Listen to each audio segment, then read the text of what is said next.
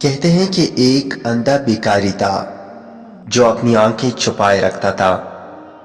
اس کا سوال کرنے کا انداز بڑا عجیب تھا۔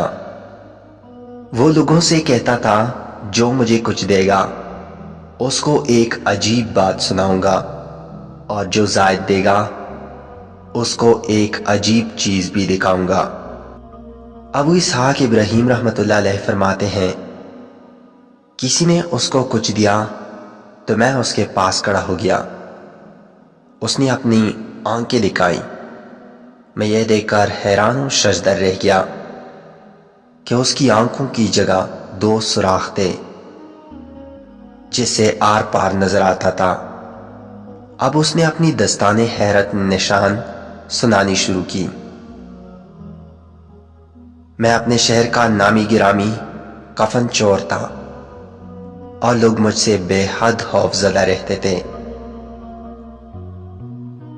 اتفاق سے شہر کا قاضی یعنی جج بیمار پڑ گیا۔ اس کو جب اپنے بچنے کی امید نہ رہی تو اس نے مجھے 100 دینار بھجوا کر پیغام بھیجا کہ میں ان 100 دیناروں کے ذریعے اپنا کفن تجھ سے محفوظ کرنا چاہتا ہوں۔ میں نے حامی بھر لی۔ اتفاقاً وہ تندرست ہو گیا، مگر کچھ عرصے کے بعد پھر بیمار ہو کر مر گیا۔ میں نے سوچا کہ وہ عطیہ تو پہلے مرض کا تھا، لہٰذا میں نے اس کی قبر کوٹ ڈالی۔ قبر میں عذاب کے آثار نمایاں تھے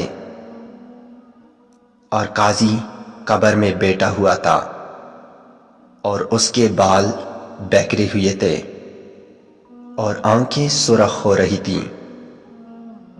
اچانک میں نے اپنے گھٹنوں میں شدید درد محسوس کیا اور اچانک کسی نے میری آنکھوں میں انگلیاں گھونپ کر مجھے اندھا کر دیا اور کہا، اے دشمن خدا، اللہ تعالیٰ کے بیدوں پر کیوں مطلع ہوتا ہے؟